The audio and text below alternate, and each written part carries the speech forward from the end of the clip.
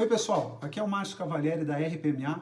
Estou aqui para compartilhar com vocês 3 dicas que eu acredito que podem ser muito importantes para a estratégia de PR da sua marca ao longo de 2021. Eu quero começar chamando a atenção de um dado aqui do RepTrak, que é o antigo Reputation Institute, que aponta que 40% do desempenho de mercado de uma empresa pode ser atribuído a fatores não financeiros, mas diretamente associados à sua reputação corporativa. Então esse é um assunto importante que a gente tem que priorizar. Eu acredito muito que o PR é uma parte essencial de uma estratégia de comunicação para reconectar pessoas e marcas, né? Principalmente nesse momento. E como o PR se trata de relacionamento, de conteúdo, de engajamento, eu procurei trazer 3 dicas com base nesses pontos para você, tá? Então, fica à vontade, usa sem moderação. Começando do relacionamento, né? A estratégia de relacionamento, ela tende a ser cada vez mais híbrida, tanto o formato presencial como não presencial. Todos nós vivenciamos ao longo desse ano algumas dificuldades e muitos aprendizados nesse sentido. Então, qual que é o ponto aqui, né? Você tem, muitas vezes, que trabalhar uma abordagem, uma dinâmica diferente, dependendo do tipo de meio que você vai fazer essa interação, que você vai fazer esse relacionamento. Então, naturalmente, presencialmente, a sua abordagem, você consegue ter muito mais informação, por exemplo, de linguagem corporal, informação da audiência, de como o público está se portando, por exemplo, num evento ou uma apresentação.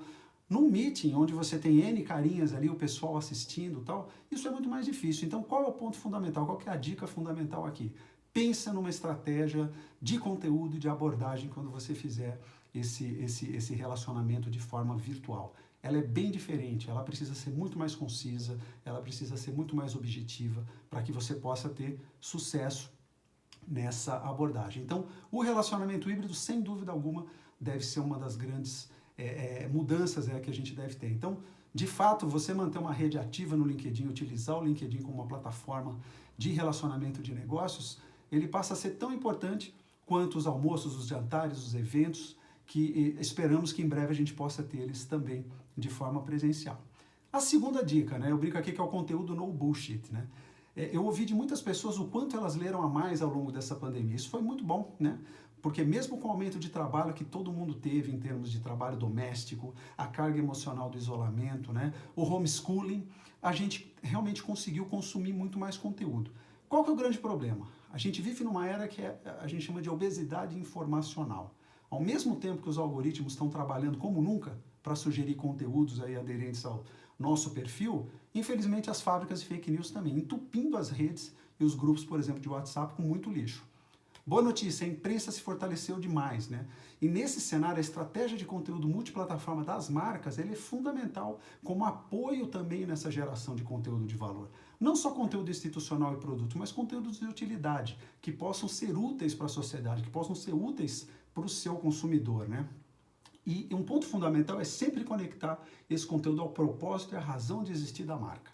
Esse é o caminho. As marcas vivendo seus valores de fato na prática e mostrando isso no conteúdo, né?